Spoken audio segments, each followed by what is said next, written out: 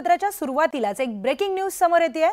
मनसे अध्यक्ष राज ठाकरेंच्या उपस्थितीमध्ये मुंबई अध्यक्ष आणि उपाध्यक्ष त्याचबरोबर गटनेत्यांची एक महत्त्वाची बैठक सुरू झाली आहे। उद्धव ठाकरे यांनी दसरा मेळाव्यामध्ये दोन्ही भाऊ एकत्र येणार यावर पुन्हा एकदा शिक्कामोर्तब केलाय। त्यानंतर मनसे अध्यक्ष राज ठाकरेंनी ही तातडीची बैठक बोलावली आहे। दोन पक्ष एकत्रित आल्यास कोणत्या जागांवर कुणाची ताकद अधिक आहे याचा आढावा या बैठकीमध्ये घेतला जाणार असल्याची माहिती मिळते आहे। तर काल उभाटा पक्षाचा दसरा मेळावा पार पडला। या दसरा मेळाव्यामध्ये दोन्ही भाऊ एकत्र येणार अशा आशाचं विधान उद्धव ठाकरे यांनी केलं आणि या दसरा मेळाव्याच्या नंतर आज मनसे अध्यक्ष राज ठाकरेंनी तातडीची बैठक बोलावलेली आहे। यामध्ये शहराध्यक्ष आणि शहर उपाध्यक्ष त्याचबरोबर अनेक पदाधिकारी देखील आहेत आणि गटनेते देखील आहेत। ही महत्त्वाची बैठक सुरू झाली आहे आणि याच बैठकीमध्ये नेमकी काय चर्चा होते हे पाहणं महत्त्वाचं ठरणार आहे। दोन पक्ष एकत्रित आल्यास कोणत्या जागांवर कुणाची ताकद ही जास्त आहे याचा सविस्तर आढावा या बैठकीमध्ये घेतला जाणार असल्याची माहिती मिळते आहे। थेट जाऊयात आपल्या प्रतिनिधी प्रणाली कापसे यांच्याकडे। प्रणाली, काल दसरा मेळावा पार पडला, त्यामध्ये घोषणा होईल असं शिवसैनिकांना आणि मनसैनिकांनाही वाटत होतं, पण घोषणा झाली नाही। त्या आशाचं वक्तव्य उद्धव ठाकरे यांच्याकडून करण्यात आलं। आता बैठक सुरू आहे, काय सांगशील? काल ज्या पद्धतीचं वक्तव्य उद्धव ठाकरे यांनी दसरा मेळाव्याच्या राजकीय व्यासपीठावरून केलं, कुठेतरी ते शिवसैनिकांना आणि उपस्थित नसलेल्या मनसैनिकांना सुद्धा कुठेतरी एकत्रित येण्याचे संकेत देणारं होतं। आणि त्यामुळे आपण जर बघितलं तर काल दसरा मेळावा होता, त्या संपूर्ण दिवसभर आम्ही मनसे अध्यक्ष राज ठाकरे यांच्या शिवतीर्थाच्या बाहेर होतो। दिवसभरात अशा कुठल्याही पद्धतीच्या बैठकीचं आयोजन करण्यात आल्याची माहिती आम्हाला मिळाली नाही, परंतु आज मात्र सकाळी ही बैठक बोलवण्यात आली, त्यामुळे ही बैठक तातडीची बैठक आहे असंच आपल्याला म्हणता येईल। मुंबई अध्यक्ष, दोन उपाध्यक्ष आणि त्याचबरोबर काही शाखा अध्यक्ष आणि BLA यांना बोलवण्यात आलेलं आहे। त्यांच्याकडनं माहिती घेतली जाणार आहे। त्यांना आत्तापर्यंत जे काम सोपवण्यात आलेलं होतं म्हणजे मतदार याद्या तपासणं, लोक आहेत नाही आहेत, काही लोक मतदार याद्यांमध्ये वाढले आहे, काही कमी झालेले आहेत, या सगळ्या अनुषंगानं जी काही त्यांना अभ्यास करण्यास सांगण्यात आलेला होता तो अभ्यास कुठपर्यंत आलेला आहे, त्यांनी काय माहिती मिळवली आहे याची माहिती स्वतः राज ठाकरे हे घेणार आहेत। त्यामुळे कुठेतरी मनसे ही सुद्धा आता मुंबई महानगरपालिकेच्या निवडणुकीला मोठ्या प्रमाणावर सज्ज झाली असं म्हणावं लागेल। त्याचबरोबर कुठल्या भागात आपली ताकद जास्त आहे, कारण जेव्हा दोन पक्ष एकत्रित येतात त्यावेळेला आपली ताकद कुठल्या भागात जास्त आहे, कुठल्या भागामध्ये आपण उमेदवारी मागावी या संदर्भातला आढावा एक प्रकारे घेतला जातो, तो BLA मार्फत घेतला जातो। आणि म्हणूनच आज हा आढावा घेण्यासाठी ही बैठक तातडीनं बोलवण्यात आलेली आहे। मुंबई अध्यक्ष, दोन उपाध्यक्ष, काही मोजक्या शाखांचे शाखा अध्यक्ष आणि त्याचबरोबर तिथले BLA यांना बोलवण्यात आले। याच्यावरून आपल्याला लक्षात येत आहे की काल एक प्रकारे उद्धव ठाकरे यांनी भविष्यात आपण एकत्रित येण्याचे जे काही संकेत दिलेले आहेत त्या संकेताच्या पार्श्वभूमीवर मनसेनं त्यांची तयारी सुरू केलेली आहे। कुठल्या भागात कशी परिस्थिती आहे याचा आढावाच आज स्वतः मनसे अध्यक्ष घेतील असं जवळपास दिसून येतं। निश्चितच प्रणाली, राज ठाकरे यांनी ही महत्त्वाची बैठक बोलावलेली आहे। या बैठकीमध्ये काय चर्चा होते हे पाहणं महत्त्वाचं ठरणार आहे। प्रणाली, धन्यवाद आपण दिलेल्या माहितीसाठी। पुढची महत्त्वाची बातमी, मराठवाड्यातील परिस्थिती संदर्भामध्ये चर्चा करण्यासाठी उद्धव ठाकरेंनी पक्षाच्या पदाधिकाऱ्यांची बैठक बोलावली आहे। मराठवाड्यातील शेतकऱ्यांसाठी शिवसेना उभाटा पक्ष लवकरच मोर्चा काढणार आहे। उद्धव ठाकरेंनी दिलेल्या अल्टिमेटम नंतर शिवसेना भवनामध्ये ही बैठक बोलावण्यात आली आहे। मराठवाड्यातील नेते आणि पदाधिकारी या बैठकीला उपस्थित राहणार असल्याची माहिती मिळते आहे। तर मराठवाड्यातील परिस्थिती संदर्भामध्ये चर्चा करण्यासाठी उद्धव ठाकरेंनी पक्षाच्या पदाधिकाऱ्यांची बैठक बोलावल्याचं कळत आहे। थेट जाऊयात आपले प्रतिनिधी सुमित सावंत यांच्याकडे। सुमित, मराठवाड्यामध्ये अतिवृष्टीचा मोठ्या प्रमाणात परिणाम झालाय, शेतकऱ्यांना ते सगळी परिस्थिती याला तोंड द्यावं लागतंय आणि याच पार्श्वभूमीवर उद्धव ठाकरे यांनी पक्षाची बैठक बोलावली आहे, काय अधिकची माहिती? मराठवाड्यातल्या सगळ्या पदाधिकाऱ्यांची ही बैठक बोलावली आहे, ज्याच्यामध्ये कदाचित अंबादास दानवे आणि चंद्रकांत खैरे देखील उपस्थित राहू शकतील, कारण ही बैठक अत्यंत महत्त्वाची असेल।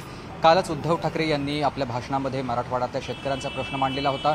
सरकार कोणतीही मदत हवी तशी करत नाहीये किंवा पंजाब सरकारनं जशी मदत दिली आहे तशी मदत सरकारनं मराठवाड्यातल्या शेतकऱ्यांना द्यावी अशी मागणी त्यांनी केली।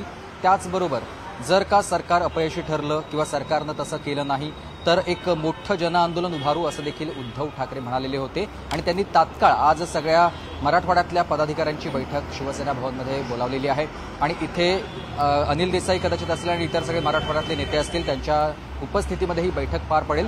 आणि ही आंदोलनाची दिशा काय पुढची ठरवायची किंवा कशी मदत मराठवाड्यातल्या शेतकऱ्यांना करता येईल, सरकारला कसं नमतं घ्यायला लावता येईल, या सगळ्या संदर्भात चर्चा या बैठकीत होईल. पण दुसरा आणखी एक महत्त्वाचा मुद्दा म्हणजे जर का इथे बैठकीला आज सगळ्या नेत्यांना बोलवलंय, मराठवाड्यातल्या नेत्यांना बोलवलंय आणि कालचंच भाषण उद्धव ठाकरे यांचा किंवा मेळावा पार पडलेला होता, जिथे मनसे आणि शिवसेना उद्धव बाळासाहेब ठाकरे पक्ष एकत्र येतील का यावर चर्चा आधी झडल्या आणि त्याच्यावरती उद्धव ठाकरेंनी भाष्य केलं. पण तुर्तास तसं थेट जरी एकत्र संकेत दिले नाहीत किंवा एकत्र येण्यासंदर्भातली अधिकृत घोषणा झाली नाही, तरीही दोन्ही पक्षांनी आपापल्या स्तरावरती बैठका सुरू केलेल्या आहेत. एका बाजूला मनसेची बैठक सुरू आहे तर दुसऱ्या बाजूला उद्धव ठाकरे यांनी आपल्या नेत्यांना मराठवाड्यातल्या शेतकऱ्यांच्या प्रश्नासंदर्भात तातडीची बैठक घ्यायला सांगितली आहे शिवसेना भवनमध्ये आणि थोड्याच वेळात या बैठकीला सुरुवात होईल. बरोबर सुमित, उद्धव ठाकरे यांची तातडीने बैठक बोलावण्यात आलेली आहे. मराठवाड्यामध्ये जी काही अतिवृष्टीची परिस्थिती ओढावली आहे त्या संदर्भामध्ये ही बैठक आहे. पण त्याचबरोबर कार झालेल्या दसरा मेळाव्यानंतर ही बैठक महत्त्वाची ठरणार आहे. सुमित, धन्यवाद आपण दिलेल्या सविस्तर माहितीसाठी. तर ठाकरेंच्या शिवतीर्थावरील दसरा मेळाव्यामध्ये मनसेसोबत युती होणार का, याकडे ठाकरेंच्या शिवसैनिकांचं लक्ष लागून राहिलं होतं. मात्र या मेळाव्यामध्ये या संभाव्य युतीविषयी कोणतीच घोषणा झाली नाही. उद्धव ठाकरेंनी केवळ आपल्या भाषणामध्ये एक सूचक वक्तव्य केलं. मनसेसोबतच्या युतीबाबत कुठलीही घोषणा न झाल्यानं ठाकरेंच्या पक्षातील कार्यकर्त्यांच्या मात्र अपेक्षा भंग झाल्यात. थोडी निराशा झाली, कारण जो आनंद होता दसऱ्याचा तो फार द्विगुणित झाला असता जर राज ठाकरे आणि उद्धव ठाकरे साहेब एकत्र आले असते तर. वाटलं तर होतं पण तसं काही झालं नाही. पण दोघं एकत्र येतील आम्ही त्या अपेक्षेने आलोच होतो. पण ठाकरे कुटुंबाबद्दल आणि ठाकरे आज राजसाहेब जरी स्टेजवर आले नाही किंवा मेळाव्यासाठी आले नाही, पण प्रत्येक निष्ठावंत शिवसैनिकाच्या मनात, प्रत्येक मनसे सैनिकाच्या मनामध्ये आज ठाकरे हे एकच आहे. एकाच नाण्याच्या दोन बाजू आहेत. एकत्र येणारे अपेक्षा होती, बरोबर आहे, पण नाही आले तर थोडंसं नाही का, म्हणजे मन नाराज आहे. आले असते अजून खूप मजा आली असती नाही का. अपेक्षा होती पण साहेब आता नाही येत नाही तर अपेक्षा तर होती. अपेक्षा होती, एक भावनिक दृष्ट्या बघितलं ना तर एक अपेक्षा होती की राजसाहेब आज येतील, पण काही आपण दोन्ही बंधू एकत्र येतील आणि याची युतीची घोषणा होईल याची अपेक्षा होती. अपेक्षा होती ना, यायलाच पाहिजे होतं. अपेक्षा नक्कीच होती. अपेक्षा फक्त आमचीच नाही तर इथे तमाम मराठी जनतेची अपेक्षा आहे महाराष्ट्रातल्या. पण याच्यामध्ये काय आहे की हा सगळा राजकारणाचा भाग आहे. तर आम्ही एकत्र आलोय हे एकत्र राहण्यासाठीच असं म्हणत उद्धव ठाकरेंनी मनसे सोबतच्या युतीबाबत मोठं वक्तव्य केलंय. गेल्या काही दिवसांपासून राज ठाकरे आणि उद्धव ठाकरेंच्या युतीची चर्चा सुरू आहे. याच पार्श्वभूमीवर उद्धव ठाकरेंच्या पक्षाच्या दसरा मेळाव्यामध्ये राज ठाकरे येणार का, ठाकरेंची शिवसेना आणि मनसेच्या युतीची घोषणा होणार का, या आणि अशा विविध चर्चा या दसरा मेळाव्यापूर्वी सुरू झाल्या होत्या. पण राज ठाकरे शिवतीर्थावरील दसरा मेळाव्याला आलेच नाहीत आणि याच वेळी आम्ही एकत्र आलोय ते एकत्र राहण्यासाठीच असं वक्तव्य करून उद्धव ठाकरेंनी मनसे सोबतच्या युतीबाबत सकारात्मक संदेश दिल्याची चर्चा ही राजकीय वर्तुळामध्ये सुरू झाली आहे. काही जणांची अपेक्षा आहे की उद्धव ठाकरे पुढचा कार्यक्रम काय देणार. आणि आता कोण बोललं रे, उद्धव ठाकरे आणि राज ठाकरे एकत्र येणार का? अरे मग 5 जुलैला काय केलं होतं आम्ही, आणि तेव्हा मी बोललेलो आहे आम्ही एकत्र आलोय ते एकत्र राहण्यासाठी. जिथे माझ्या मातृभाषेचा घात होत असेल तिथे मी मराठी माणसामध्ये फूट पडू देणार नाही.